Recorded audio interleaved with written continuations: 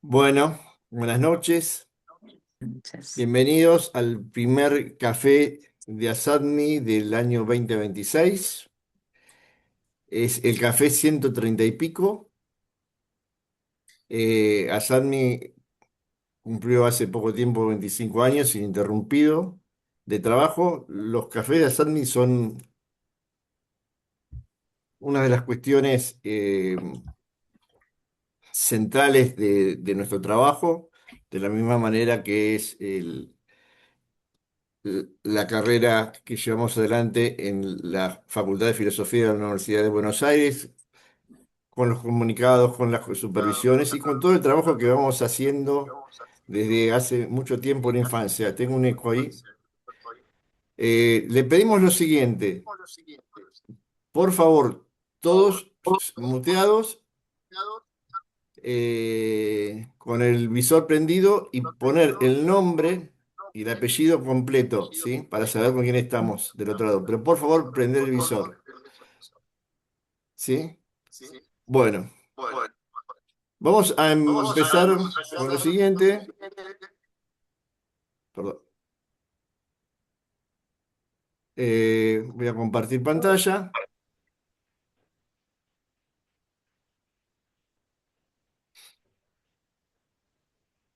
Eh, bueno, voy a presentar al grupo 9 más. El inicio de la pandemia en 2020, con la idea de pensar en un tipo penal que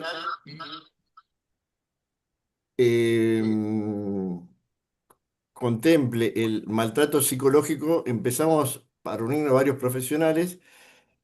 Y después de unos años de intenso y sostenido trabajo, creamos el primer, vamos a decir, producto que fue el proyecto de Código Penal conforme al interés superior del niño.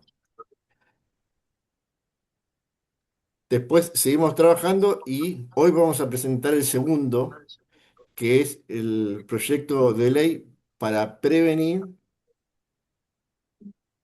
eh, asistir, sancionar y reparar el maltrato hacia niños, niñas y adolescentes.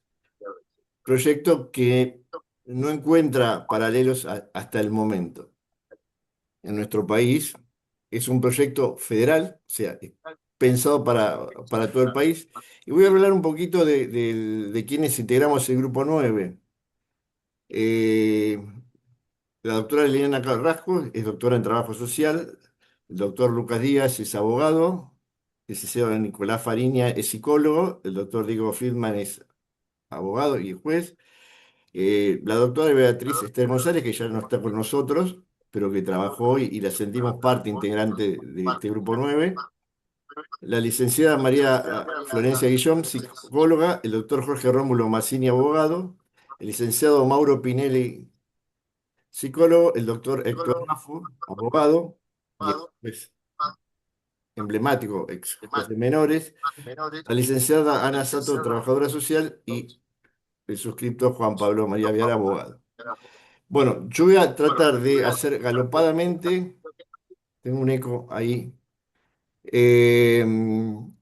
un pasaje por las cuestiones más salientes o por lo menos las más novedosas de este proyecto. En primer lugar, nos apartamos de las definiciones tradicionales, nos apartamos y realmente nos apartamos bastante. Cada definición, cada concepto llevó muchas, muchas horas de discusión. Las reuniones eran de 2 horas, normalmente de 8:15 de la noche a 22 horas. Eh, y, y bueno, esto es el producto. Estamos en vista a el tercer producto que tiene que ver con la situación de los niños, niñas, adolescentes sin cuidados parentales. Pero bueno, vamos a esto. Entonces, la primera cuestión que podemos destacar es que en el primer párrafo de la definición del maltrato consideramos todo tipo de conducta ejercida desde la asimetría de poder, por acción, por omisión, intencional o no, tratamos de sacar la accidentalidad como exclusión del maltrato, que es lo histórico, que afecta a un niño. Y en el segundo párrafo nos abocamos a lo que es el maltrato, no solamente que ocurre dentro de la familia nuclear, sino en la familia empleado e incluso en las relaciones sociales, deportivas, en las relaciones religiosas, etcétera.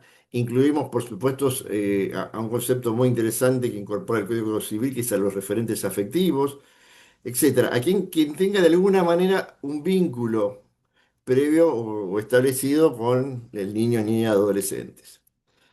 Y acá hacemos una larga definición de los llamados subtipos, donde de nuevo nos apartamos bastante de, por ejemplo, de los subtipos que establece la ISCAM. Eh, la mayoría los conocen, yo voy a mencionar algunos, los pueden ir leyendo, pero incorporamos el abuso emocional en contexto de disputa parental, que por otra parte está incorporado como, con el nombre de maltrato emocional en contexto de disputa parental, en la actualización que el año pasado hizo el Consejo de Derechos de Niñas, Niños y Adolescentes del Gobierno de la Ciudad de Buenos Aires en relación a un trabajo sobre maltrato infantil, donde se establecen, entre otras cuestiones, las categorías.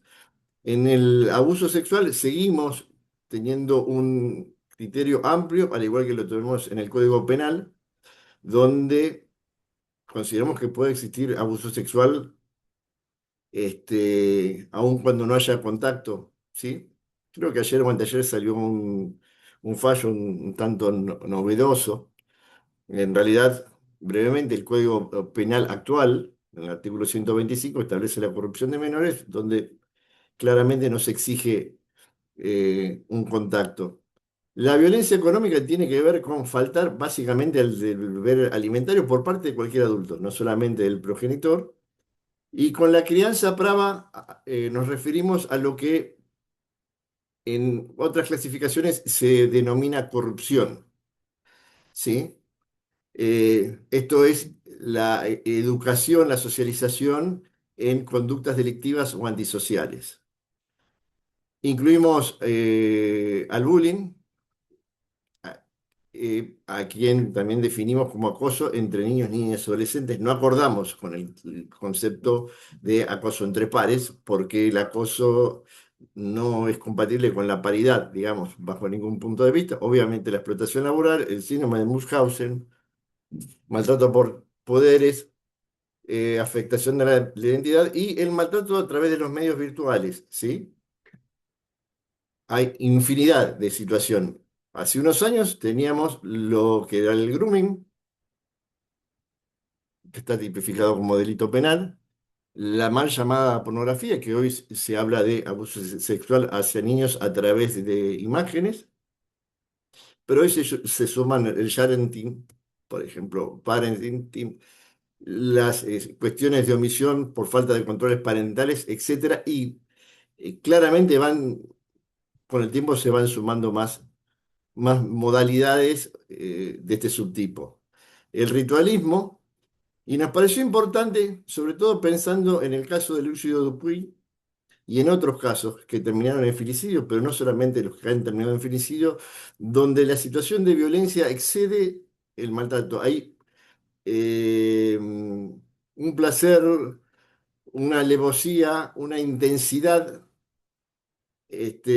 donde ya casi ni cabe considerarlo maltrato, y donde hay una analogía clara con el delito actual de tortura. Si uno va al Código Penal actual de la Nación, la tortura solamente puede ser cometida por un agente público, es lo que habitualmente se entiende con tortura. Consideramos que hay niños, niñas, adolescentes que han sido y lamentablemente son torturados. La mendacidad obviamente es un concepto que lleva a la discusión, porque depende de cada caso en particular.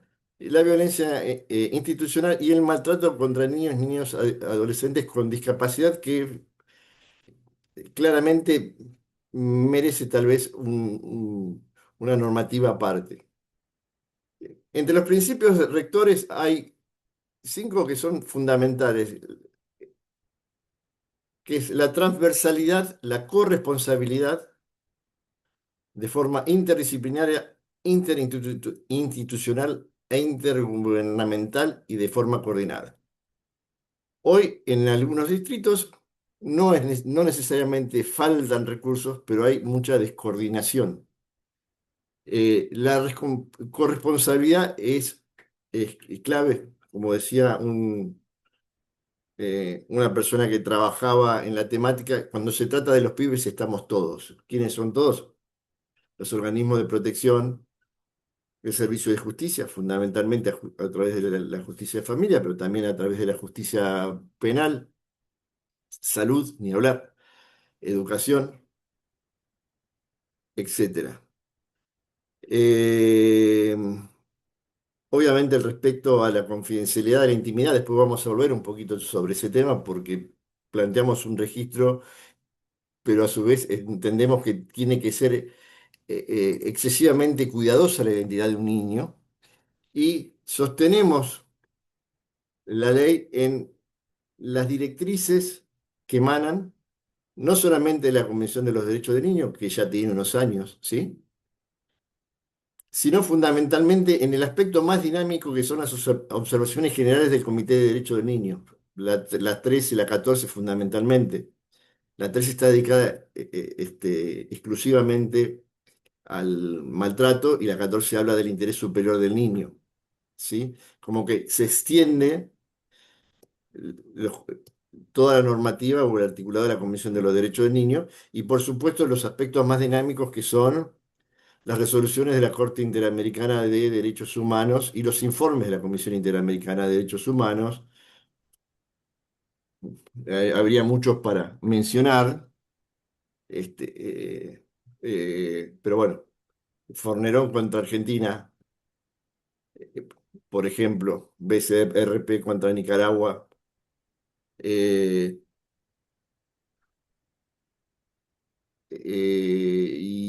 y algunos otros.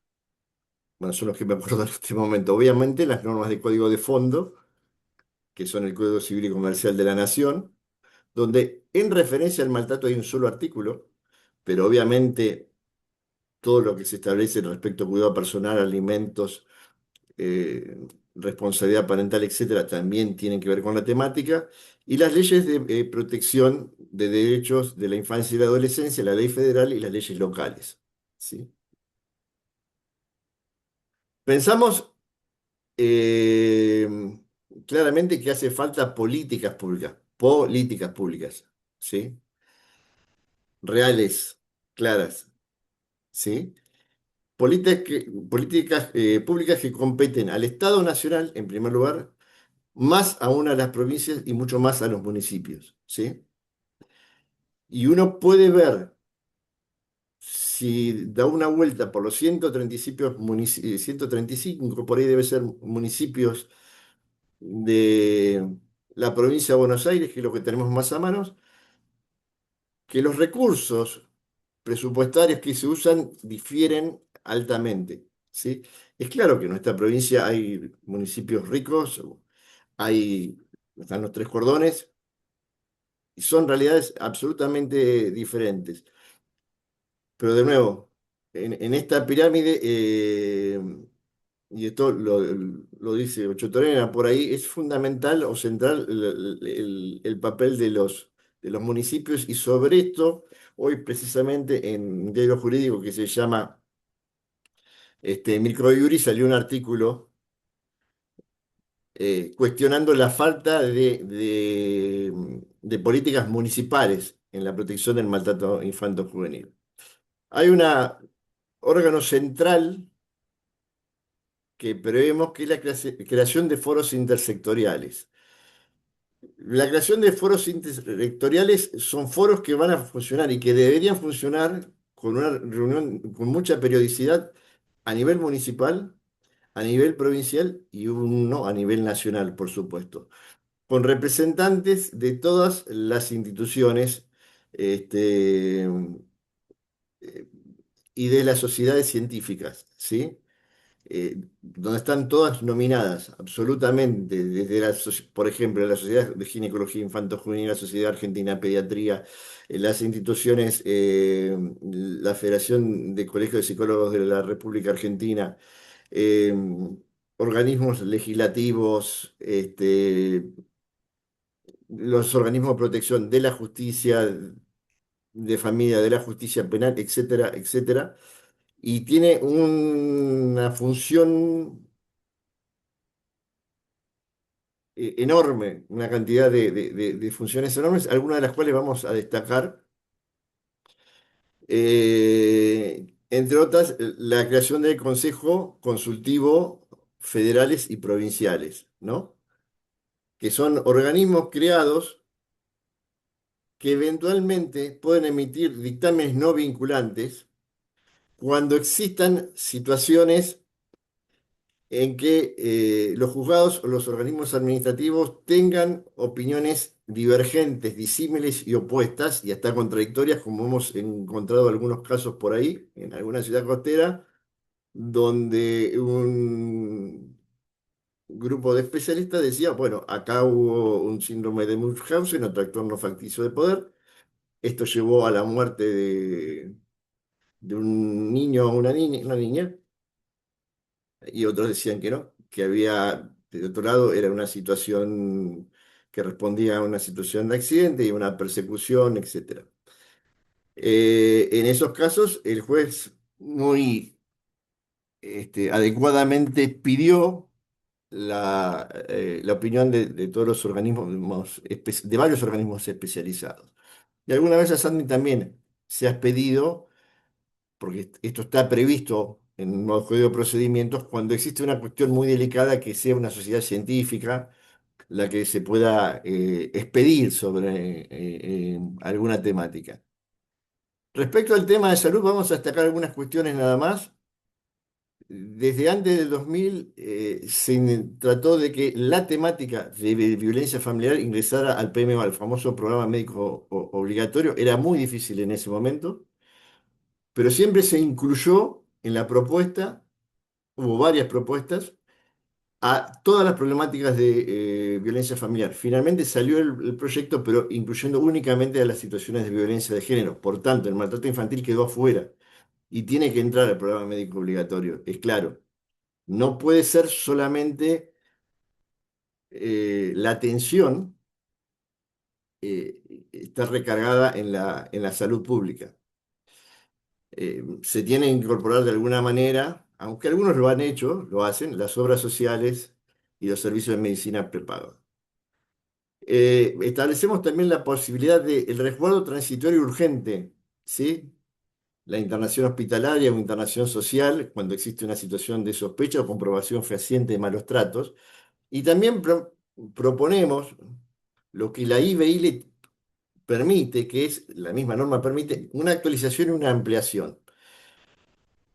Porque más allá de la opinión que se pueda tener en relación al tema, o la interrupción legal del embarazo es ley en determinadas condiciones, y muchas de las personas que las solicitan, muchas de las mujeres que las solicitan, son adolescentes y en algunos casos niñas. Eh, y se sabe que en muchos casos los embarazos provienen de situaciones de abuso sexual, de familias incestuosas, y esta situación se oculta. Entonces, en estos casos es importante que en paralelo se pueda descartar la comisión de hechos abusivos, porque de lo contrario es volver a la niña, al adolescente, a un infierno incestuoso que produjo un embarazo no deseado, claramente. Bien, acá viene uno de los cambios principales. Si uno hoy agarra, por ejemplo, la ley 24417 de protección contra la violencia familiar, establece en el artículo segundo que solamente están obligados a denunciar los representantes legales, profesionales de la salud, servicios sociales educativos, funcionarios públicos en razón de su profesión. y el resto está facultado. Bueno, esto fue materia de mucha discusión. Lo que proponemos es que es una obligación ciudadana denunciar estos hechos, ¿sí? No una facultad, una obligación. El deber es eso, deberes lo tengo que hacer. Por cualquier medio, ¿sí? Tomamos el criterio de boca amplia, que muchas veces es cuestionado, porque ¿dónde voy? A la defensoría zonal, a la comisaría, bueno, donde se pueda, ¿sí? Pensemos en diferentes situaciones, en lo que pueden ser las grandes ciudades, las ciudades medianas, las zonas rurales, las zonas alejadas, etcétera.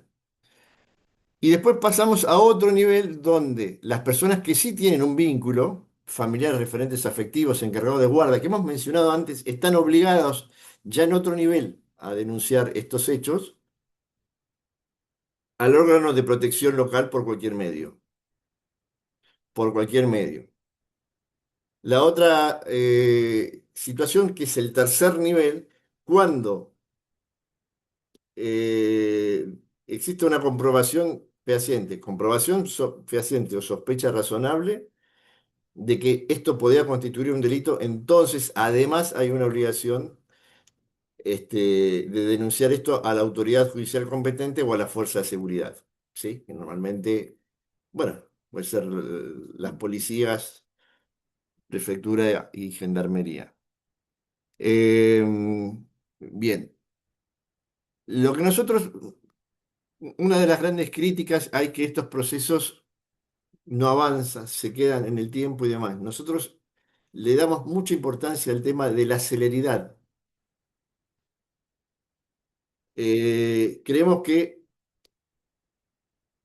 una vez que se dictan las medidas, esas medidas se tienen que revisar dentro de los 90 días corridos. No 90 días hábiles, 90 días corridos. Y esas medidas pueden ser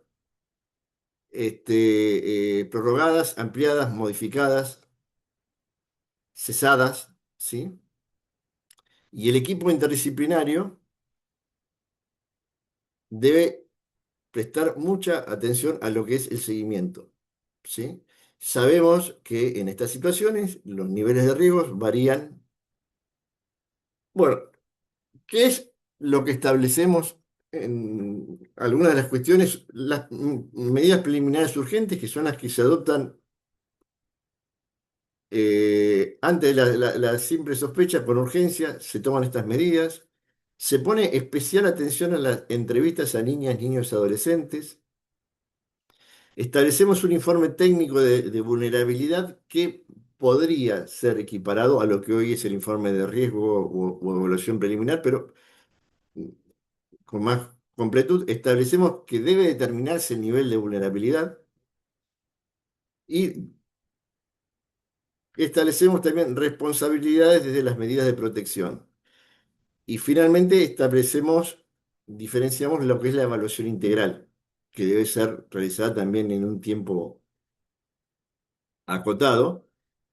Y vamos a suponer algo parecido, pero mucho más completo, más específico, más detallado al actual informe del diagnóstico de interacción familiar. La no revictimización es un principio central a todo nuestro trabajo, por eso proponemos las casas azules. Son lugares donde los niños serán evaluados, periciados, eventualmente serán escuchados, pero lejos de la zona de tribunales, ¿sí?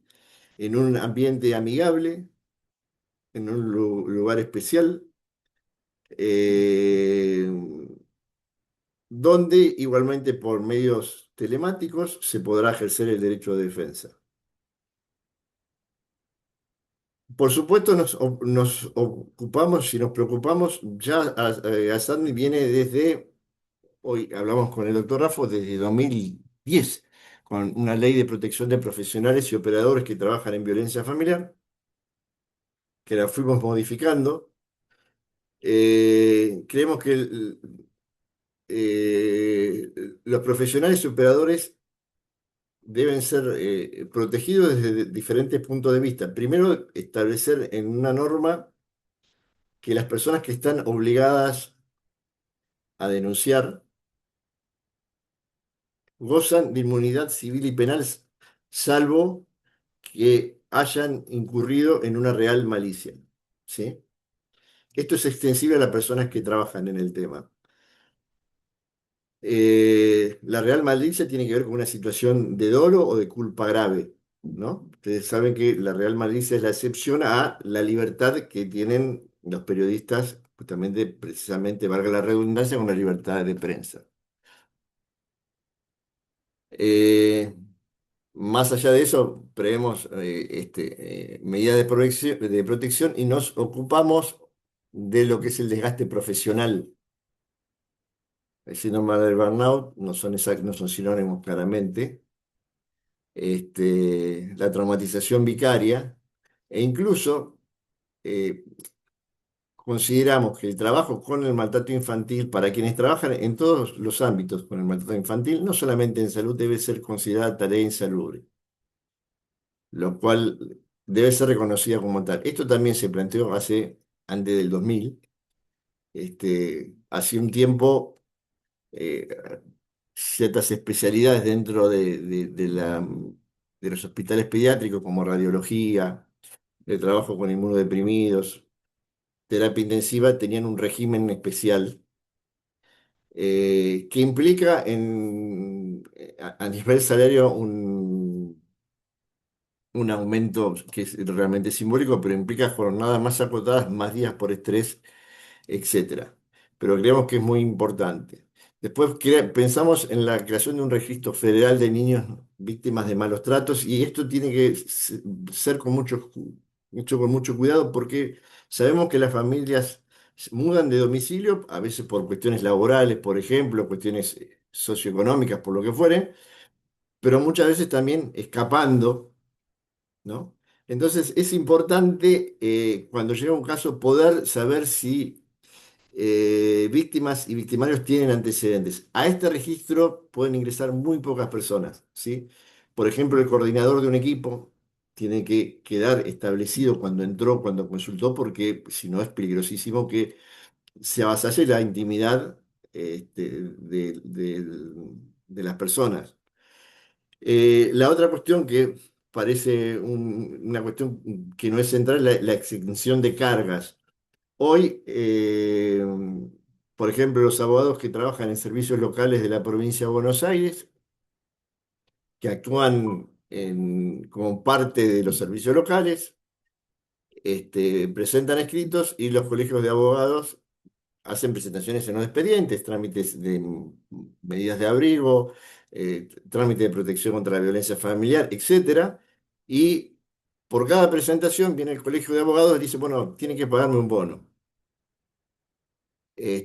No están exentos, no los podemos eximir. Bueno, entonces algunos pueden tener una deuda gigante en ese tema porque realmente son muchos casos en los que intervienen. Este, Me contaba Graciela Brizuela, que está por ahí, que en Córdoba eso está establecido, que no puede haber ningún tipo de tributo, impuesto a alguien que trabaje en la temática, está claro, ¿no es cierto? Y que intervenga en un expediente judicial o en un expediente administrativo. Y lo último es la única modificación que esta ley prevé para el Código Civil y Comercial de la Nación, que ha tenido cuatro o cinco modificaciones. Nosotros consideramos, primero, en el Código Penal que la imprescriptibilidad que hoy está para los delitos contra la integridad sexual debe extenderse a todas las formas de malos tratos. ¿Sí? Entendemos el malos tratos en todos los subtipos, ¿sí?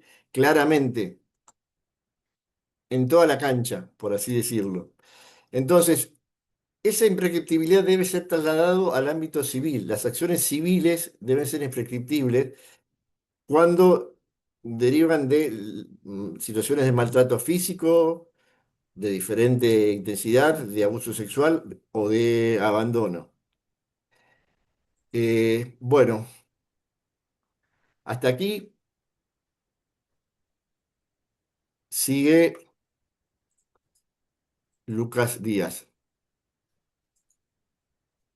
Bueno, buenas noches. Gracias, Juan Pablo, por el resumen que hiciste. Gracias a todos los presentes. Primero lo que quería sumar era que este proyecto de ley no es que viene a modificar la ley de protección integral, sino que viene a sumar una mirada específica en torno a la protección, la prevención, respecto a lo que es el maltrato infanto-juvenil. Nosotros cuando trabajamos el proyecto, lo que creemos desde la práctica, porque todos estamos de alguna manera trabajando en la práctica en distintos ámbitos, es que los protocolos de intervención frente al maltrato infantil, no hay como pautas preestablecidas, digamos, o protocolos preestablecidos y en realidad se van ayornando a cada jurisdicción en cada modalidad. Lo que nosotros nos parece importante y que esto lo venimos discutiendo ya desde hace tiempo es que las leyes de protección contra la violencia familiar, en muchos casos, las medidas en favor de los niños, niñas y adolescentes son accesorias a las de los adultos. Es cierto que hoy en la práctica uno plantea como servicio de protección al juzgado de familia medidas, por ejemplo, cautelares en favor de un niño y el juzgado los dicta. Ahora, no son leyes específicas en cuanto a la protección de niños, niñas y adolescentes. Por eso, yo voy a tomar como algunas cosas, me gustaría que después el proyecto lo puedan leer, porque bueno, tiene muchas cosas interesantes, pero una de las cosas que quería focalizar era en lo que eran las medidas protectivas. Nosotros en lo que son las medidas protectivas planteamos medidas similares a las que están establecidas en la Ley de Protección contra la Violencia Familiar, pero directamente que apunten a la protección de niños, niñas y adolescentes. Obviamente que el proyecto también trae qué pasa en el caso de desobediencia de estas medidas, eh, pero están como bien focalizadas en justamente en los niños, ¿no? Si no me equivoco, el de las medidas protectivas es el 20. Voy a agarrar los apuntes para mencionar algunas nomás como para que tengan en cuenta. Igual están todas en el proyecto. Eh, pero bueno, hablamos esto, desde otorgar el cuidado personal, la previsión de contacto, promover mecanismos eh, que garanticen la efectividad de la medida, suspender o restringir la comunicación, asistencia especializada interdisciplinaria, licencias extraordinarias también en estos casos en el acompañamiento de los adultos protectores, bueno, la restitución de objetos personales, el reintegro de niños, niñas y adolescentes al hogar, cuotas alimentarias provisorias, prohibir la exposición de niños víctimas a través de medios telemáticos, ¿no? Que eso hoy muchas veces se hace a través de medidas como autosatisfactivas que vamos presentando los distintos efectores. Eh, bueno, toda una serie de medidas que acompañan, me parece, al niño ni adolescente como verdadero sujeto de derechos en el marco de la protección. Después, otro punto es el que mencionó Juan Pablo, que tiene que ver con la revisión. En la práctica, ¿qué pasa? Por lo menos en Provincia de Buenos Aires, a ver, los servicios de protección adoptan las medidas de protección excepcional en casos de que haya que apartar a los niños ni adolescentes digamos, de los adultos que están ejerciendo la vulneración. Y en otros casos se toman medidas o se solicitan medidas en el marco de la ley de violencia, que no es igual la dinámica, digo, en el caso de la medida de abrigo, como se le menciona en la provincia de Buenos Aires, hay un procedimiento judicial de control de legalidad de esa medida y un proceso de trabajo del órgano administrativo para revertir esa situación que dio origen a la medida. Lo que pasa en general en la práctica, que venimos viendo, es que cuando se toman medidas cautelares en el marco de la ley de violencia familiar, tal vez el seguimiento no es el mismo, digamos, por la cantidad, digamos, de situaciones que tienen los servicios de protección. Entonces, creemos que establecer esto digamos, de la revisión de la situación y del acompañamiento, como establecer pautas o un plan estratégico de restitución de derechos, en ese caso también es importante. Eh, con respecto a lo que mencionó Juan Pablo de las medidas de salud, yo quería aclarar algo. Por ejemplo, bueno, hoy hay un caso como muy mediático de una situación de una interrupción del embarazo, y una de las cuestiones que creemos que tiene que estar establecido en la ley, en la modificación de la ley de interrupción voluntaria del embarazo, es eh, la preservación de las muestras genéticas, ¿no? O sea, hay algo acá que tiene que ver, que viene a traer esta ley, que tiene que ver con eh, trabajar como un sistema de protección integral realmente, digamos, en articulación de los organismos de protección, la justicia, los efectores de salud. Digo, si hay una situación de una denuncia de abuso sexual o una sospecha de abuso sexual, interviene el equipo de salud ante una interrupción voluntaria del embarazo, pero está esa sospecha, tiene que haber una articulación con el sistema de protección y la fiscalía, por ejemplo, para preservar las muestras que se tomen ante esa interrupción voluntaria. Eh, Algo que a mí me gusta bastante de la ley, que tiene que ver con establecer las medidas preliminares urgentes, porque, digo, como depende, entiendo, en cada jurisdicción cómo funciona la articulación del organismo de protección con la justicia y con seguridad.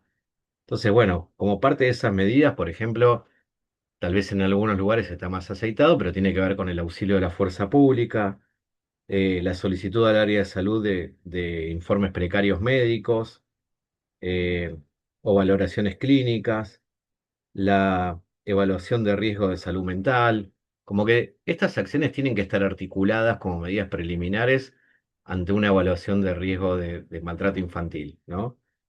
Que nosotros, en cuanto a lo que es la evaluación de riesgo, lo llamamos como informe técnico de vulnerabilidad, ¿sí? En el artículo, bueno, 25.3 que establece como estos procedimientos, establecemos, ¿no? El riesgo, el nivel de riesgo de vulnerabilidad que hay que tomar en cada caso, de leve, moderado o severo, y las acciones a disponer para seguir en esta instancia de evaluación.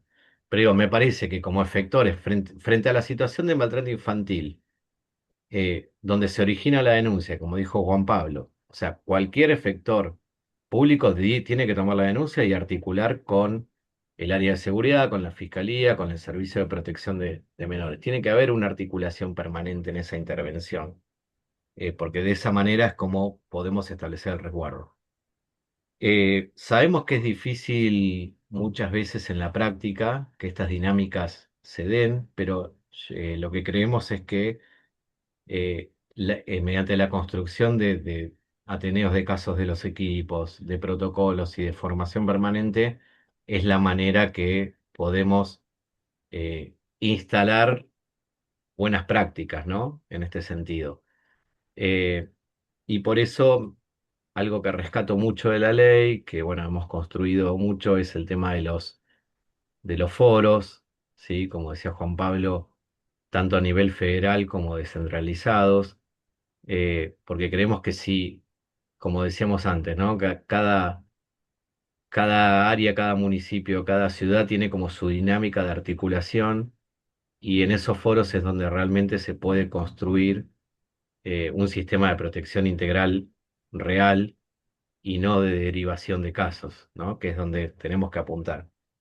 Eh, una cosita para terminar que me parece importante con respecto a lo que es el registro federal. Se viene hablando mucho en algún momento hubo una propuesta de armar un registro federal eh, de niñez. Entiendo que hoy cada jurisdicción tiene su registro.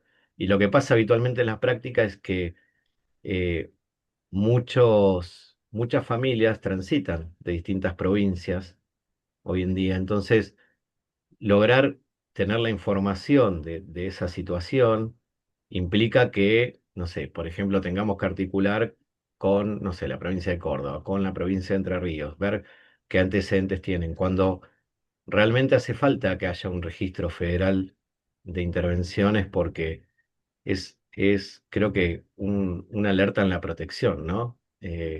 Hace poquito nos tocó tener un caso con Córdoba, donde la madre estaba haciendo una denuncia acá y bueno, Córdoba surge una denuncia de maltrato del padre hacia el niño allá, activan el alerta Sofía, lo logramos localizar acá y bueno, hubo una intervención conjunta que fue importante, pero estas dinámicas se dan, bueno, levantando el teléfono y articulando entre equipos, que está buenísimo, pero tiene que haber una herramienta, digamos, federal que pueda proteger a los niños, niñas y adolescentes. Y por último, solamente sumar a lo que dijo Juan Pablo, acá hago un poco, poco de campaña de lo que nos está pasando a los servicios de protección en la provincia de Buenos Aires, que actuamos en representación de los servicios locales, ¿no? Y ante y el inicio de medidas de abrigo, de medidas cautelares en el marco de la protección de violencia familiar, o cualquier otra acción que solicitemos en el marco del servicio de protección, está pasando que obviamente ese sorteo de causas se inician a través de un abogado, porque es lo que establece la acordada de la Corte Provincial, y está generando innumerables deudas a todos los abogados que representan a los organismos de protección. Hicimos una presentación hace poquito con la Red Provincial de Niñez a la Corte Suprema Provincial, porque creemos que tiene que estar exentos de carga. Esto hoy es un problema realmente para todos los profesionales a nivel de la provincia de Buenos Aires, y bueno, esperemos que tenga como alguna respuesta favorable, porque implica como un obstáculo en toda la intervención, no solo en el inicio, sino después también, por ejemplo, en situaciones de adoptabilidad, donde el servicio local es parte del proceso y tal vez quiere presentar un recurso extraordinario a la Corte, ¿no? Entonces, toda esta excepción de carga creemos que es esencial para garantizar el funcionamiento, digamos, de los servicios de protección. Bueno, nada más, gracias.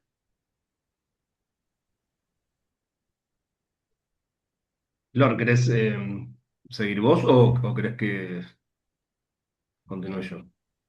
Como te parezca a vos, pero por ahí vamos articulando entre los dos. Buenas Bueno, noches a todos. Eh, bueno, en principio, compartirles desde lo personal y lo profesional eh, la importancia que tuvo para todos los que formamos parte de este grupo generar este proyecto, ¿no? Eh, Todos venimos de mucho trabajo en el campo del maltrato y la verdad nos convocó esta militancia que venimos sosteniendo hace años y creo que de ese esfuerzo compartido surgió este proyecto que hoy acercamos y del que nos sentimos como, creo, sí, muy orgullosos, ¿no? Porque tiene que ver con empezar a achicar un poco esas brechas entre la norma y la realidad social y las propuestas que podemos presentar en términos de protección de las infancias y de trabajo con perspectiva de infancia. Eh, y esta ley creo que, bueno, yo rescataría como algunas cosas, intentaré no ser reiterativa porque ya mis compañeros han dicho muchas cuestiones fundamentales del proyecto de ley, pero yo quiero puntualizar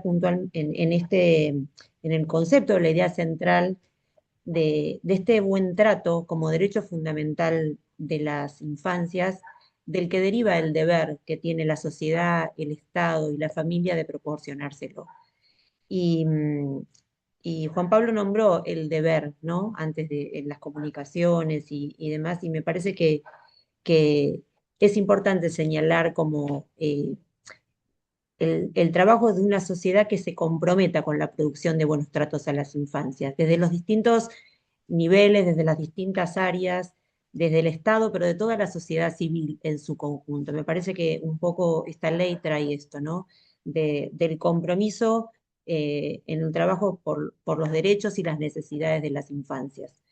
Eh, y nosotros apoyamos esta ley en lo que la norma y la ciencia nos vienen enseñando, ¿no? Es una ley que no está atravesada por ideologías dominantes o políticas partidarias, sino que surge de la experiencia que todos venimos teniendo en el campo del maltrato infantil, surge de las normas nacionales e internacionales que apoyan la propuesta, de toda la investigación científica que sostiene lo que significa para las infancias estar expuestos a experiencias adversas y experiencias de malos tratos y el daño que esto genera.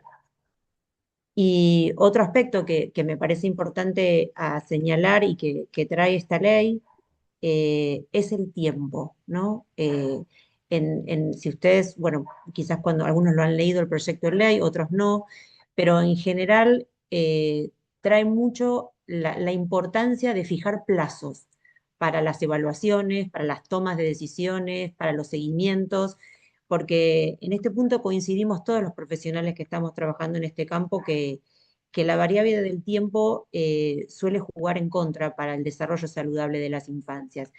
Esto también es un principio que sostiene la investigación científica, ¿no? El tiempo de las infancias, cuando están expuestas a malos tratos, se mide en pérdidas de oportunidades de desarrollo saludable. No solo tiene que ver con revictimización, sino con daños severos para las infancias. Entonces, el trabajo responsable, comprometido y articulados entre todos los que trabajamos en este campo, eh, es importante que se sostenga en decisiones tomadas a tiempo, en articulaciones realizadas a tiempo. Y eso modifica destinos para las infancias. Y esa es una de las ideas, o por lo menos una de las ideas en las que se sostiene la propuesta. Eh, bueno, básicamente eso quería como remarcar y te dejo, Mauro, a vos el paso. Así después Bueno, nos queda un tiempo para compartir y dale. debatir un poco. Gracias, Flor, y bueno, gracias a todos los presentes que nos acompañan en este primer café de ASAPMI de 2026, que es el número 127, para ser preciso, de actividad que comenzamos en el año 2012. Llevamos ya 15 años ininterrumpidos. Y bueno, el grupo 9 más, como lo venían diciendo, digamos, es en algún punto un equipo que trabaja de una manera conjunta con ASAPMI, ¿no? Como que hay muchos hilos conectores porque nos une como la ética y el interés por una práctica de prevención y de meternos específicamente con este tema que seguimos pensando que sigue estando como en un campo de invisibilidad y secundario a nivel de la política pública y también de la percepción social. Por eso nos parece como muy importante y oportuno salir con este proyecto a nivel nacional, ¿no? Que a su vez conserva como la cuestión federal respecto de que cada provincia, pensamos mucho también en la aplicación en la creación de una norma que respete las diferencias territoriales e incluso culturales, con la complejidad que supone para eso, para toda la Argentina, en territorios tan distintos, ¿no? Porque estamos muy acostumbrados a pensar la cuestión acá en el AMBA, digamos, ¿no? Pero incluso desde el trabajo mismo que hacemos ASAPMI con otras jurisdicciones, sabemos de las complejidades que se dan en otras provincias, en donde ya hasta lo geográfico incide de modo importante. Eh, y bueno, fundamentalmente, ¿por qué esto? Porque faltaba, así como hay una norma que específica sobre la violencia familiar, y nos parecía que tenía que haber una que hable específicamente de los malos tratos hacia niños, niñas y adolescentes. Eh, y que soporte también y apoye a lo que hoy se llama el sistema integral de protección, ¿no? Pero que como tanto entonces otorgue responsabilidades y también atribuciones tanto al sistema judicial como al sistema administrativo, ¿no? Como decía Juan Pablo al principio, y Lucas también, complementando, en todo caso, la ley 26.061 y también las provinciales existentes. Bueno, tienen el proyecto para descargar. Usted, Juan Pablo, lo compartió ya acá también en mensajes, lo pueden encontrar ahí, que aprovechamos también para decir que ahí pueden escribir las preguntas que tengan para hacer, algunos ya lo han hecho, y que por otra parte, en la página web, que también ahí está compartida, asadmi.org.ar, van a encontrar el proyecto y lo van a poder descargar. Apenas entran, están ahí digamos, en la portada de la página, en Carrusel lo van a encontrar y lo van a poder por descargar. Digamos, hay mucho como para resaltar. Proponemos que hagan esta lectura crítica. También parte del trabajo fue compartir este material con otros actores del sistema, ¿no? Hemos mantenido reuniones, lo hemos hecho circular, hemos recogido sus opiniones y hemos hecho modificaciones específicas a partir de eso, porque entendemos también que es una cuestión dinámica, como lo es la percepción y la conceptualización del maltrato infanto-juvenil y requiere permanentemente, ¿no? de revisión. Por eso, y a los fines de tener en cuenta esa situación y a los efectos de pensar, ¿no? cómo estar a la altura de ese dinamismo frente a lo que es una norma que en sí tiende a ser como un instrumento estático, hemos propuesto, dentro de muchas propuestas que hemos efectuado, bueno, justamente todo un articulado, ¿no? en relación a los derechos y garantías frente al maltrato hacia los niños, niñas y adolescentes. Esto que decíamos también, la tipificación de las modalidades de maltrato y la subtipificación, que ustedes verán que siempre aparece cuando nos dedicamos a estudiar la situación con detenimiento, la necesidad de nombrar aspectos nuevos, quizás no considerados hasta el momento o considerados en la práctica, pero no formalizados. Es así como introducimos algo que consideramos bastante importante dentro de eso, como por ejemplo la mención a lo que llamamos la tortura, ¿no? Eh, o sea que más allá de las modalidades clásicas del maltrato físico, del maltrato emocional, incluso del abuso sexual, aparece la tortura, lo podrán leer, ligado como un modo extremo en el trato hacia niños, niñas y adolescentes dentro de las modalidades ya existentes, como para que se tenga en cuenta esa forma particular de sufrimiento, ¿no? Em, otro aspecto que a mí me parece interesante a recalcar, que también le damos existencia y mención al maltrato contra niños, niñas y adolescentes con discapacidad, ¿no? Que siempre se ha considerado como un factor de riesgo, lo sabemos, cualquier situación de vulnerabilidad que sume, digamos, allá la situación de dependencia o desvalimiento que un niño puede presentar en relación a la simetría frente al mundo adulto. Sabemos también que la población con discapacidad en general también es una población como protegida, que requiere como un cuidado especial y bueno, aquí se juntan dos vulnerabilidades, ¿no? La infancia con la discapacidad nos parecía como muy importante en lo simbólico también darle nombre a este tipo bueno, modalidad de malos tratos. Em, Respecto a lo que también mencionaba Juan Pablo, que llamamos, cosa que hemos discutido mucho, como llamarlo, lo hemos llamado crianza brava, dañosa costumbre. ¿Por qué? Porque el nombre de corrupción nos resultaba insatisfactorio, ¿no? Nos resulta. Por lo que implica el acto de corromper y el sujeto que como tal quedaría como, ¿no?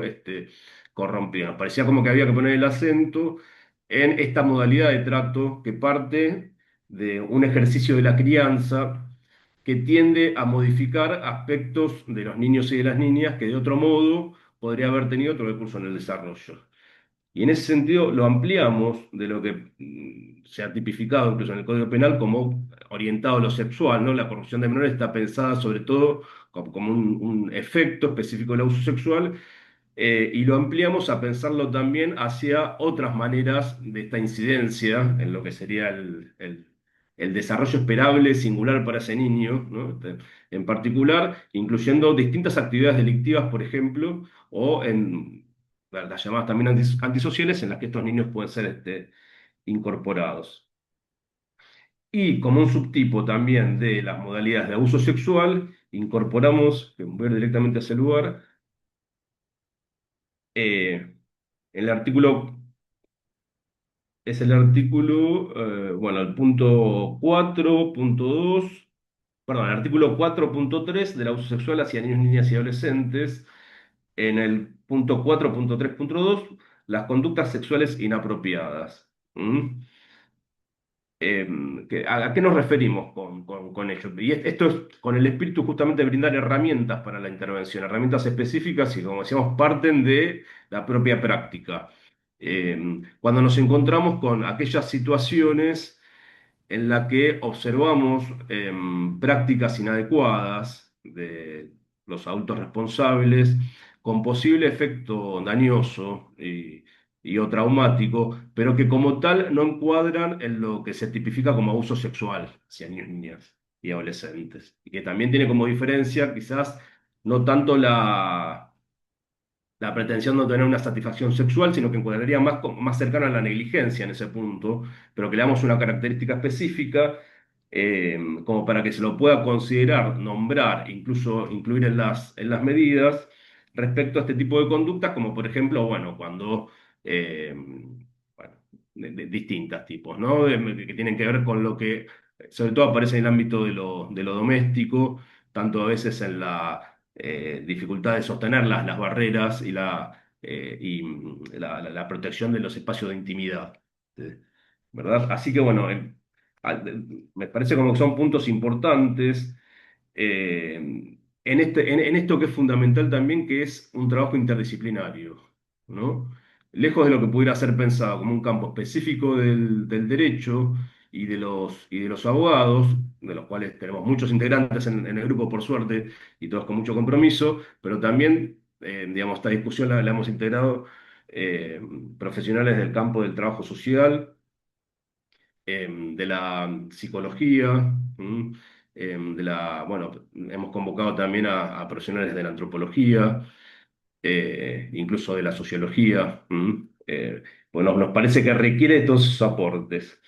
Y bueno, otra cuestión que quería señalar dentro de las modalidades de malos tratos, que las dividimos, como les decíamos, en tipos y en subtipos, es también respecto de las negligencias, ¿no? Pues sabemos que la negligencia es una de las formas más difundidas, pero en general también es de las menos visibilizadas, porque es dentro de las formas y de los actos en los que se ejerce el maltrato, aquella que corresponde a la omisión, ¿no? O sea, no solo por acción, sino por omisión.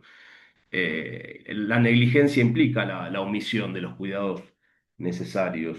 Entonces, hemos dividido esos subtipos en negligencia física, negligencia en seguridad, negligencia cognitiva y negligencia emocional. ¿Mm? Para diferenciarlo también del maltrato emocional, sobre todo en este aspecto, aquello que se hace por acción y aquello que es debido a la omisión. Y un último aspecto que yo quería resaltar, em, es que a los fines de pensar esta cuestión del abordaje y la complejidad del abordaje, ¿no? Porque por un lado hay que fortalecer un sistema de protección y por otro lado también está pensar la cuestión administrativa burocrática que no implique en sí mismo una recarga y una demora, en lo que me marcaba Florencia y también Lucas lo importante de la celeridad, de estar a tiempo, ¿no? En la protección. Como que es algo que aparte nos pesa a todos los profesionales cuando se nos retrasa una intervención, porque estamos atendiendo otra, tenemos eso ahí como una vivencia de responsabilidad, incluso de culpa, por lo que eso nos implica.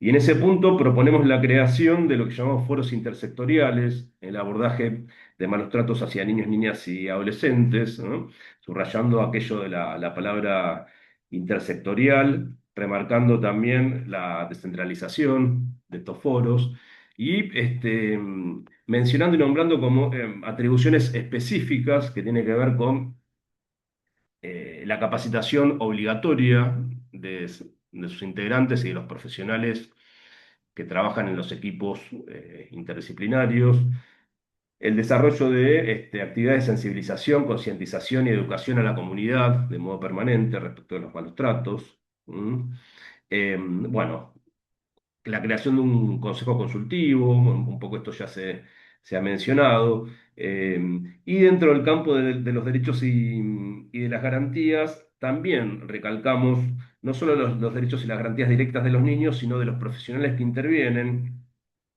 teniendo en cuenta también el desgaste profesional como un punto relevante e ineludible que conlleva esta tarea, ¿no?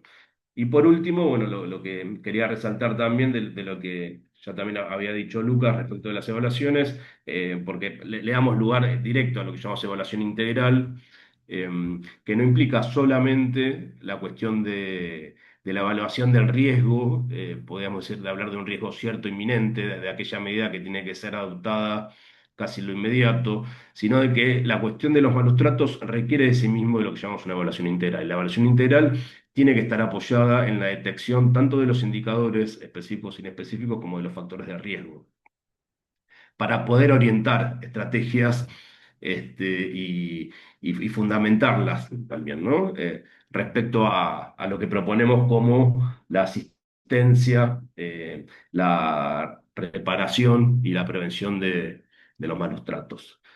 Así que bueno, los invitamos a leer el proyecto detenidamente, a acercar también sus ideas al respecto, ¿no? Porque esto se va a seguir discutiendo.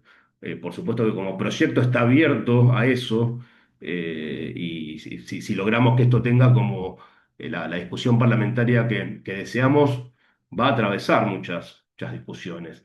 Y es importante que seamos parte como comunidad de ese debate. Bueno, hasta aquí entonces. Epa. Bueno, hola. Al perro. Si te podés mutear, gracias. Bueno,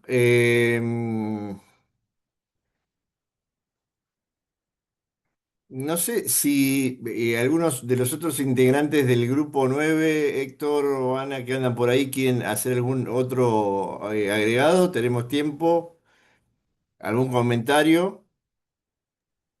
¿Cómo te va? ¿Cómo les va a todos? Hola. No. Bueno, no, yo mi comentario era que no sé si lo habíamos incluido a Jorge, al doctor Volnovich, Bueno, en la presentación del grupo.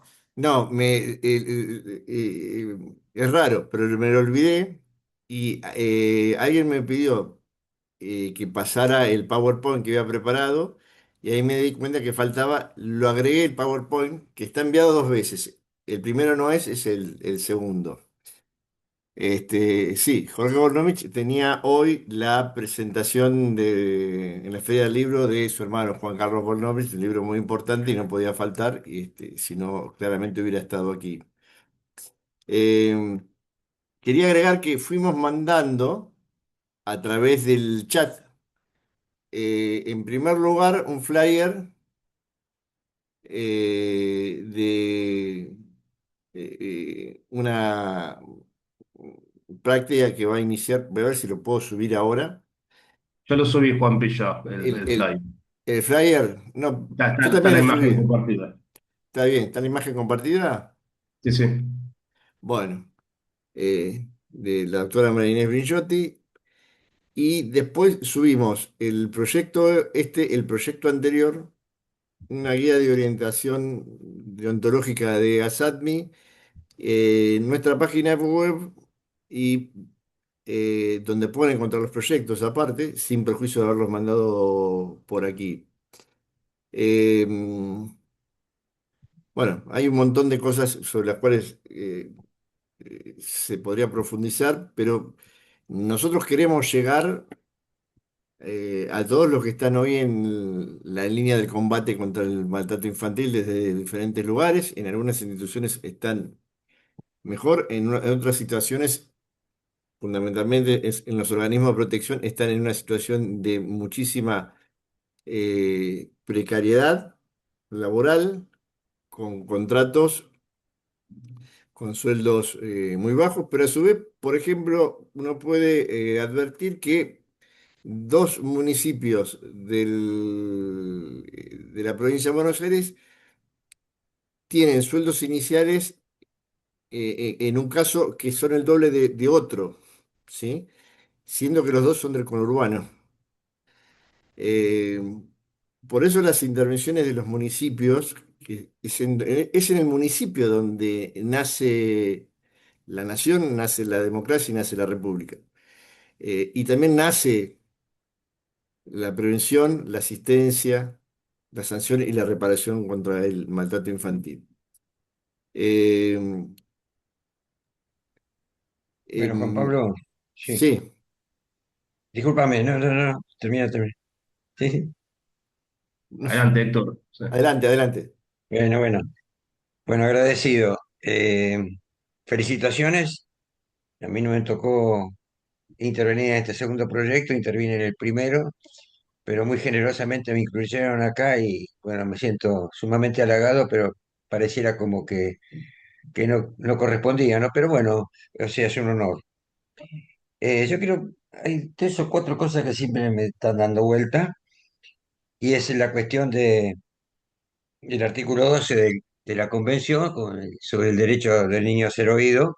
En realidad, en provincia de Buenos Aires al menos, se cumple con ese requisito del artículo 12 de una manera formal y burocrática, digamos. Y muchas veces ni siquiera el juez entrevista al niño, muchas veces el secretario, la psicóloga, que sé yo, cualquiera.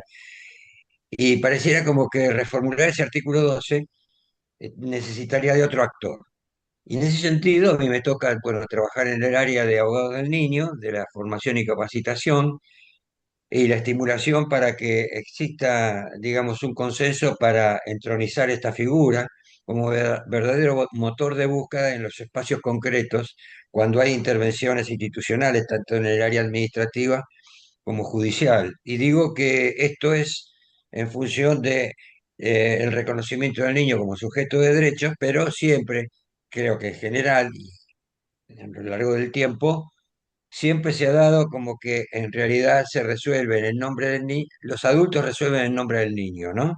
Y el niño es un convidado de piedra en cualquiera de las instituciones y organismos y dispositivos, es así.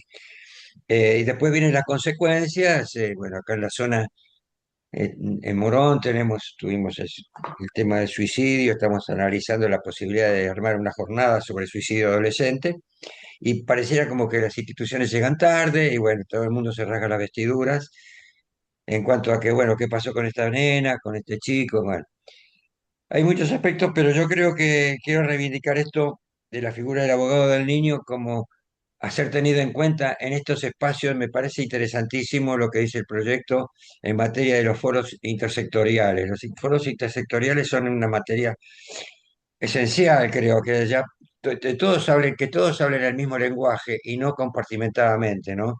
Yo he verificado en estos días, digamos, que dentro del Departamento Judicial de Morón hay 3 o 4 espacios que trabajan revinculaciones, ¿no? Por un lado, la Cámara Civil, por otro lado, el Colegio de Abogados, la Defensoría, qué sé yo. Todos hablan, trabajan y cada cual tiene su discurso y demás. Eso es muy típico de una sociedad fragmentada, cuyos lazos sociales están rotos, la red social está desintegrada, y de esa manera que creo que muchas veces se agrava la situación cuando se quiere intervenir. Entonces, pareciera como que esto es esencial. Y la otra cuestión es la precarización laboral, es decir, no es posible que un niño sea bajo el espacio de los organismos de protección, ya sea los servicios locales y demás, y a los 2 meses se encuentra el chico con que no se le renovó el contrato a fulanito o menganito porque no hay recursos y demás, y el nene se queda ahí, habiendo hecho un buen rapport con quien es su interlocutor, digamos, representando al sistema, y se encuentra con que ya no está más, lo echaron o no le renovaron el contrato, etcétera. Y aparece otro psicólogo, otra trabajadora social, y eso es agraviante, ¿no?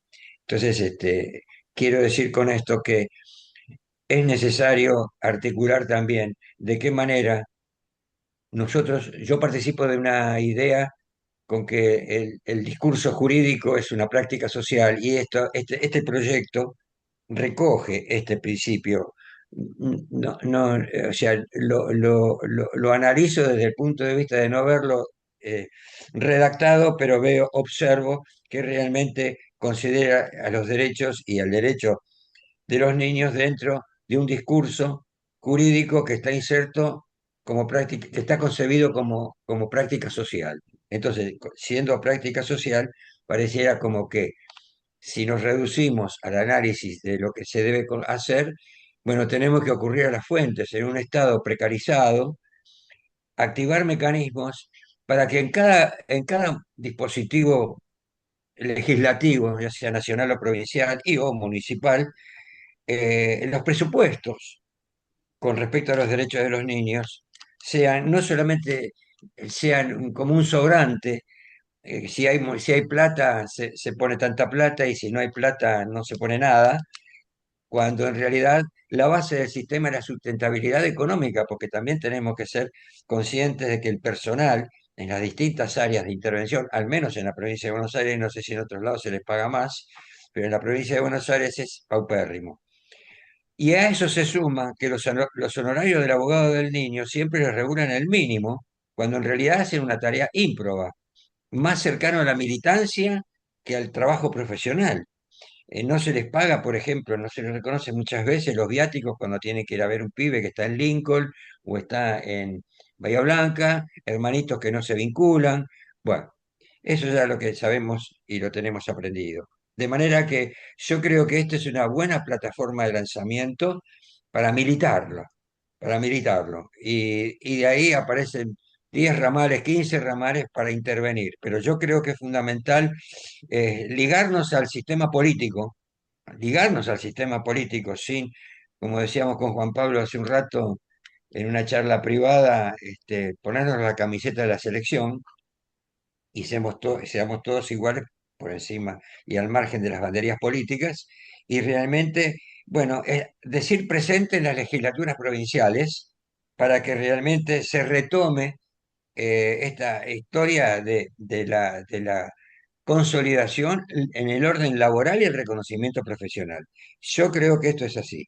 Por otro lado, reitero y por último, la intervención del abogado del niño es un motor de búsqueda. Esto puede llegar a ser importante también y también se necesita el apoyo institucional y el reconocimiento. Los colegios de abogados tenemos una responsabilidad para luchar por esa gestión, por esa incumbencia, digamos, y que esa figura del abogado del niño sea reconocida. Un par de colegas se presentaron hace poco en la Comisión de Derechos Humanos de las Naciones Unidas para pedir que se le reconozcan desde ese organismo internacional la figura del abogado del niño como rol, como figura, como parte, digamos, dentro de todos los procesos, sea en el orden administrativo o judicial, y dentro del judicial en el área penal, civil, etcétera. Bueno, nada más, o familiar. Nada más y felicitaciones a los autores. Y gracias por haberme puesto en la carátula cuando no intervine para nada. Pero bueno, me siento siempre ligado a este grupo. Y mis recuerdos a Beatriz González, verdadero motor dentro de la organización en épocas de pandemia. Nada más. Gracias. Bueno, muchas gracias, Héctor. Eh, volviendo un poquito al tema de los niveles nacional, provincial y municipal, es importante destacar, por ejemplo, que el municipio de Tigre, aún antes de la sanción de la ley Lucio, todos sabemos de qué va la ley Lucio, más o menos, que implica difundir la temática del maltrato infantil, de alguna manera emulando la ley Micaela. Anticipando a eso, el municipio de Tigre sacó una resolución en una jornada que este mismo Grupo 9 hizo en épocas de barbijo, o por ahí, y eso se aplicó inmediatamente por una resolución del intendente. Tiempo después sale la ley Lucio y hace un poquito se cumple 3 años en que la ley Lucio es desoída, inaplicada, vetusta y apenas queda como un símbolo, un poco con el tema del caso Ángel, volvió, pero pasaron diferentes gestiones y sigue sin aplicarse. Una ley que sería por ahí un punto de partida importante, interesante en la visibilización, en la jerarquización del maltrato infanto-juvenil. Bueno, bueno, hay un montón de cosas que podríamos señalar, que profundizar. Los colegios profesionales, todos tienen, yo mencioné algunos nada más, que era lo que me acordaba, obviamente, tienen un lugar en el foro, ¿sí? Eh, digamos que no queda nadie afuera, ningún estamento importante, ningún actor importante, ninguna institución importante queda fuera del foro, claro. Hay que constituirlo, hay que sostenerlo, eh, y bueno, eso se verá en diferentes lugares. Empezamos un poco con las preguntas, Mm. ¿sí? A ver esta. Esta será más para Florencia. Hola, quisiera dejar una consulta. La entrega directa de niños bebés generalmente solo está prohibida mediante la ley de adopción. ¿No está configurada como delito penal? Eh, Está configurado como delito penal. Bueno, sí, Bueno, a eso apunto. Quizás justamente Diego, que hoy no nos puede acompañar, es el que tiene el mayor recorrido en eso. No sé si Lucas también, ¿no? Puede aportar. Yo lo que tengo entendido, esto lo podemos ir dialogando, como que esa norma está pendiente, la de la llamada prohibición de venta de niños, si es que hace referencia a eso. Increíble, ¿no? Igual Sí, en el proyecto se tocó, o por lo menos se hace referencia a la afectación de la identidad, ¿no? A la apropiación de la identidad o el ocultamiento de la identidad. Y no sé si es específicamente la pregunta que se hizo, pero está tomado esto de la apropiación, bueno, que podría ser como también un anclaje o una forma de pensarlo, es el acto de falsificar la filiación de identidad del niño ni adolescente con el objetivo de sustraerlo de su sistema de parentesco. No sé si se está refiriendo específicamente a la persona que lo preguntó a esto o, o no. A lo mejor lo podemos conversar con esa persona. sí, yo lo que puedo sumar a lo que dijo Flor, me parece que está bueno hablar de apropiación, ¿no? Porque digo, hoy lo que pasa en general es que lo que es el delito de venta de niños, hubo un proyecto que ahora perdió estado parlamentario, esto lo estuvimos exponiendo hace poquito en el Colegio de Abogados de Morón, a raíz del caso Fornerón. Y también nosotros en el proyecto de ley, el primero que hicimos para modificación del Código Penal en función del interés superior del niño, o sea, delitos contra la niñez, se trabajó este artículo.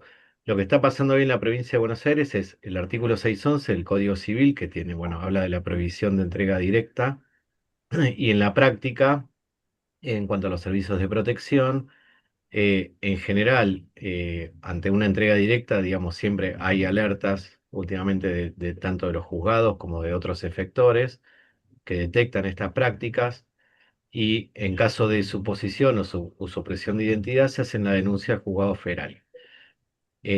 No he visto por ahí muchos casos en donde haya habido algún tipo de condena en este sentido, pero sí hay fallos interesantes.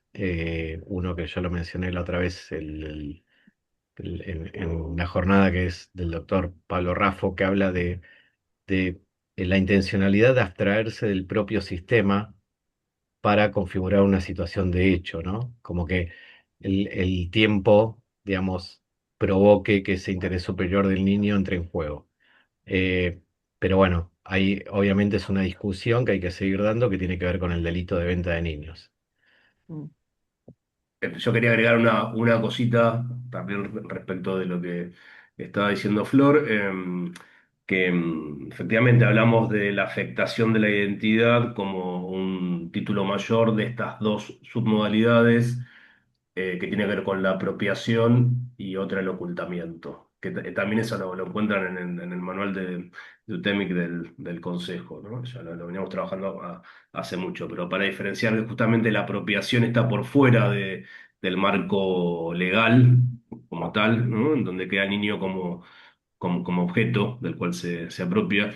Y el ocultamiento, si bien lo consideramos una forma de malos tratos, es un efecto no deseado dentro de las propias prácticas en los procesos adoptivos, ¿no?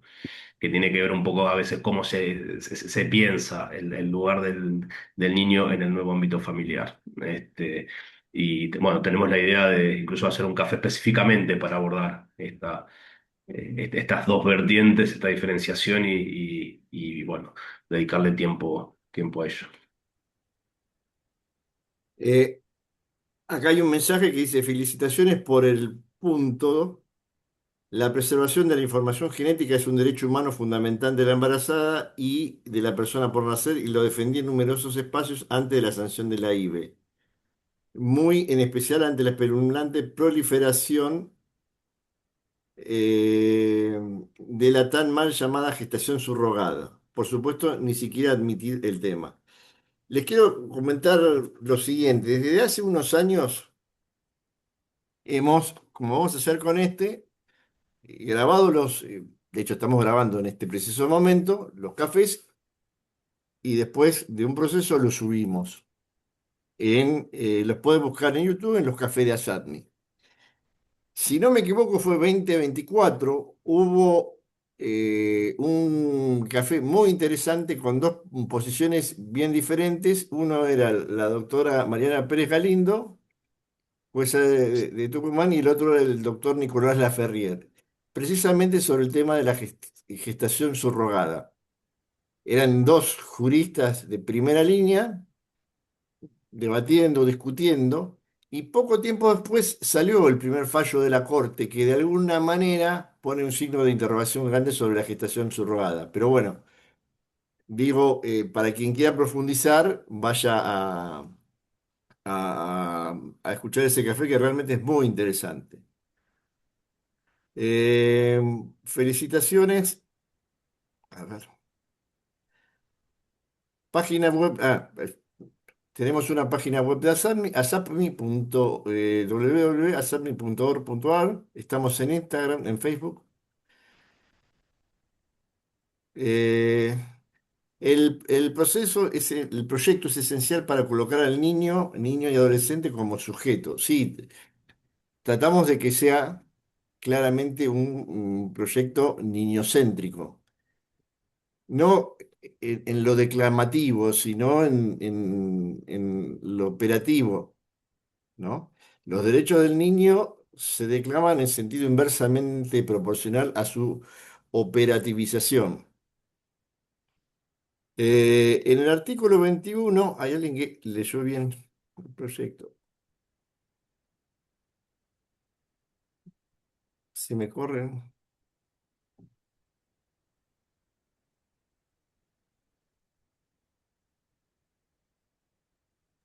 Buah, felicidades. Yo no sé si podés leer, Eh, Mauro, vos. sí, dale. Sí, no, A ver, bueno, voy a ver desde donde dejaste vos. La entrega directa ya la vimos. El artículo 21 nos pregunta Graciela Fontana. Dice, pondría plazos para registrar los informes para asegurar el seguimiento y evitar el abandono institucional. Por otra parte, dice, asegurar que los espacios de atención respeten bueno, no sé si habrá querido poner, no entiendo la palabra, pero bueno, habla sobre que se respeten la dignidad de las personas y adecuado, bueno, dice que es una cuestión que no ocurre hoy, ¿no? En relación a, dice, por otra parte, asegurar la atención, respetar la dignidad de las personas y los adecuados, que hoy no ocurre, tratos adecuados, hace esa observación ella. Y también después dice, cuando se habla de vulnerabilidad, es distinto a situación de vulnerabilidad. Bueno, eso, tomamos ese comentario también. Después, Mau, perdón, es sí. que sí, porque vulnerabilidad es algo más estructural. Y una situación de vulnerabilidad puede ser a partir de una crisis como una migración forzada, ¿no? Donde también hay efectos sobre un niño, y sobre eso se interviene. No sé si Graciela se refirió a eso.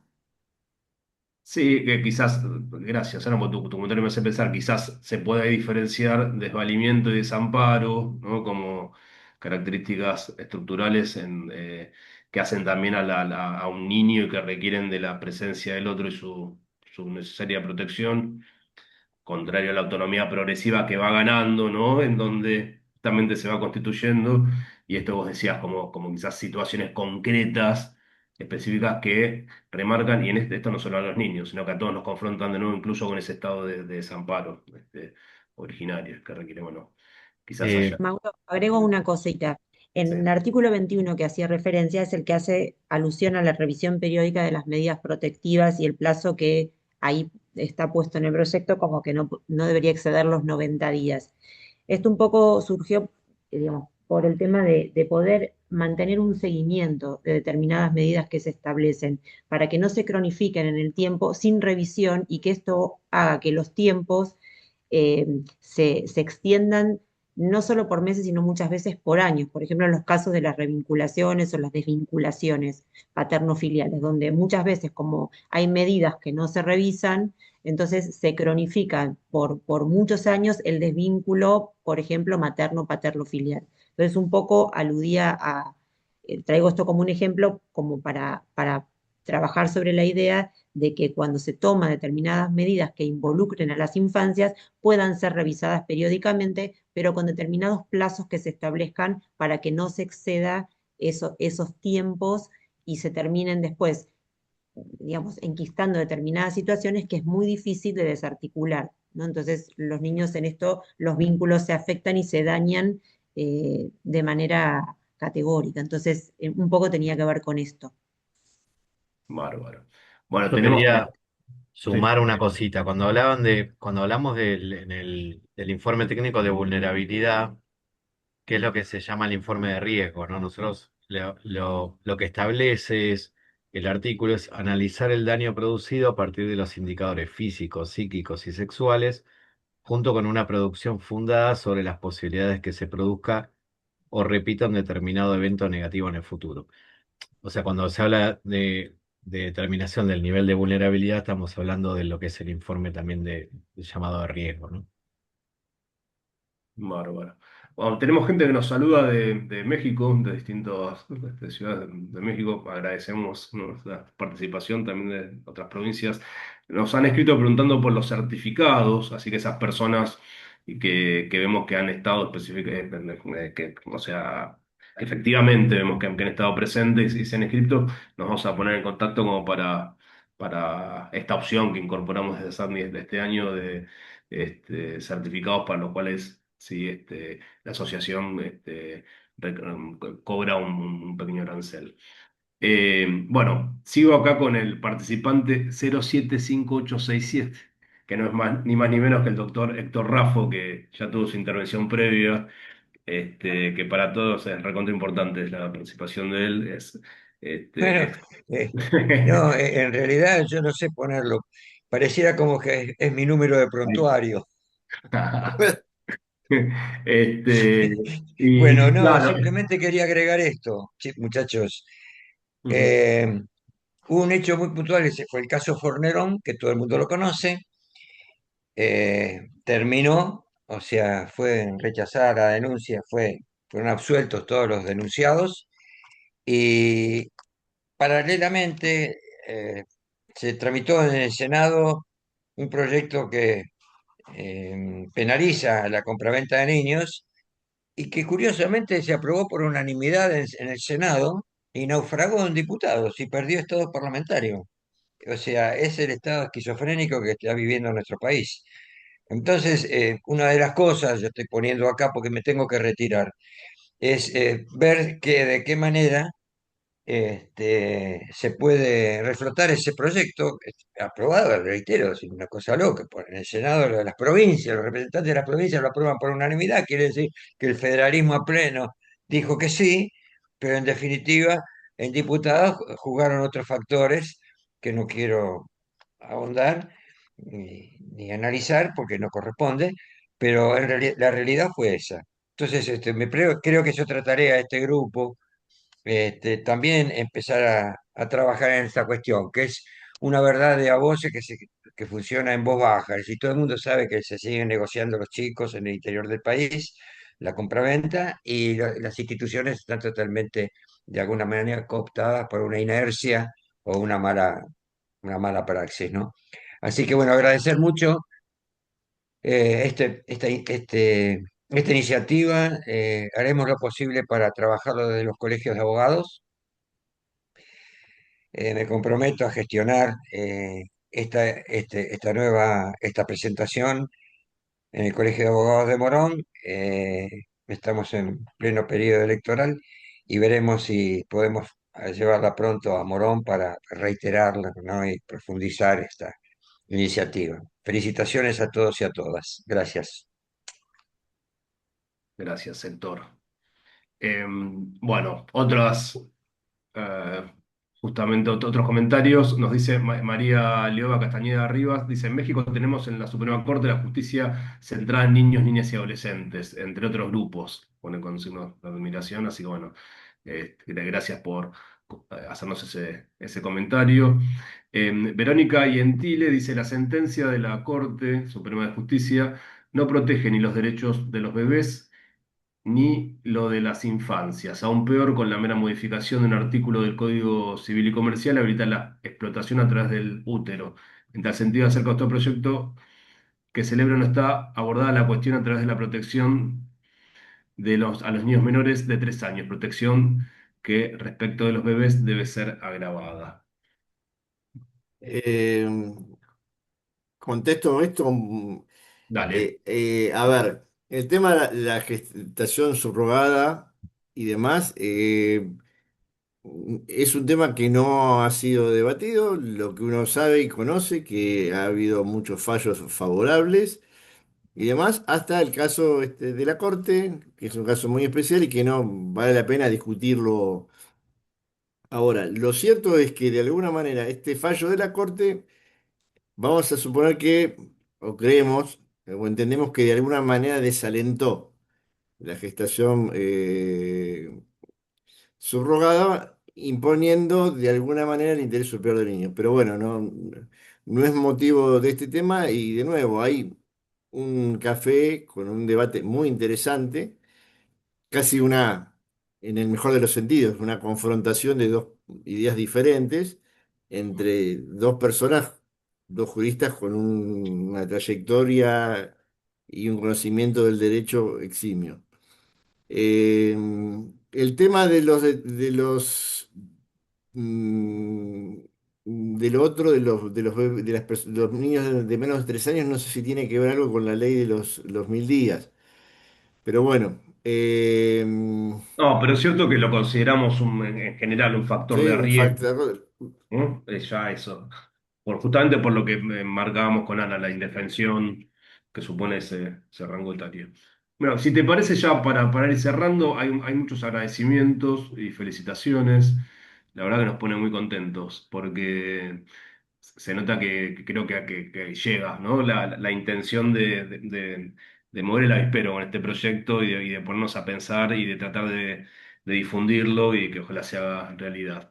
Y bueno, leo uno último de Graciela Fontana que nos ha aportado muchos comentarios diversos, se los agradecemos, ¿no? Ella dice también, la explotación laboral se debe entender también cuando los niños, niñas y adolescentes son expuestos a trabajos artísticos y medios virtuales sin el debido control de la ley Copretti, que bueno, es un tema que abordamos también en el proyecto, la cuestión de la explotación laboral, y lo hemos diferenciado, hemos discutido mucho también respecto de el trabajo artístico, bueno, de aquellas actividades que están reguladas, que requieren a veces de la participación infantil y que choca con el punto de lo que se llama trabajo infantil o explotación laboral. Así que también van a poder encontrar eso en la lectura del proyecto.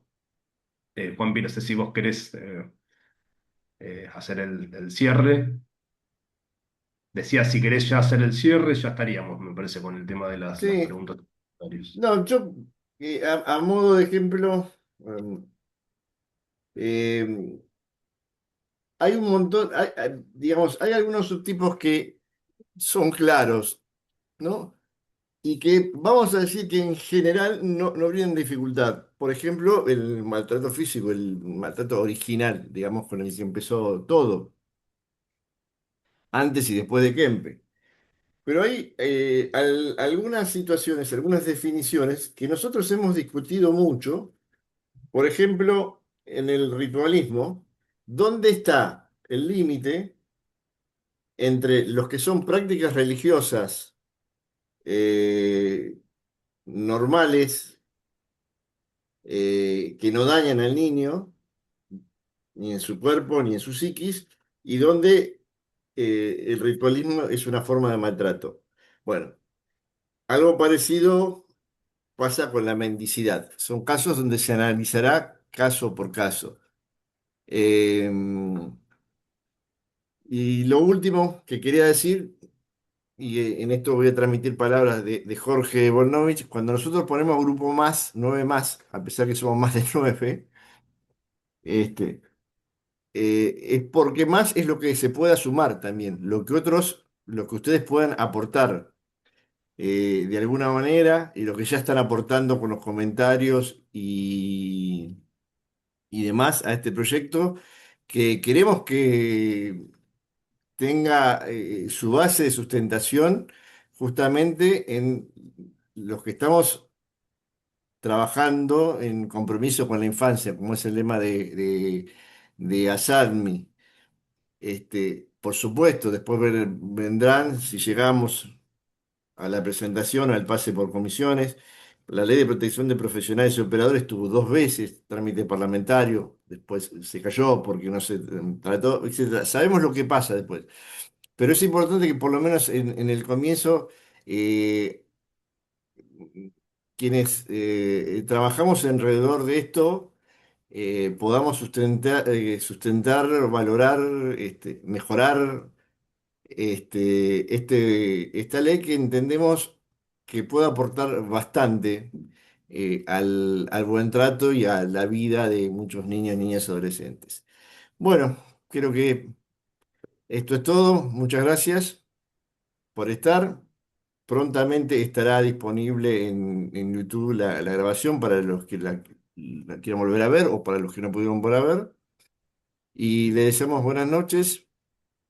Y podemos recordar que el Café de Mayo, ¿no? Que El Café de Mayo sería el 19 de mayo, justamente es sobre el caso Fornerón. Dos de los participantes van a ser el doctor Diego Friedman y el doctor Lucas Díaz, que recién estuvo. Y otra persona que va a participar, pero son todas personas, los 3 o 4 panelistas que van a intervenir son personas que intervinieron directamente como abogados de Leonardo Fornerón. Eh, Creemos que Fornerón es un hito lamentable, por supuesto, de reiteradas violaciones y afrentas a los derechos de la infancia, a pesar de que hay no un fallo de Fornerón, sino dos, porque hay una intimación argentina a que justamente tipifique el delito de trata, etcétera, etcétera. Así que el 19 de mayo los estaríamos esperando de nuevo, igual vamos a mandar las invitaciones. Para junio quedaría posiblemente el doctor Joaquín de Polo Chotorena y en julio, como todos los años, va a estar la licenciada Sandra Baita. Bueno, y así hasta noviembre que sería el último café. Nos quedan 7 cafés más para, suponemos y esperemos que sea para disfrutar de alguna manera. Bueno, dicho esto, buenas noches y detenemos la grabación. Adiós.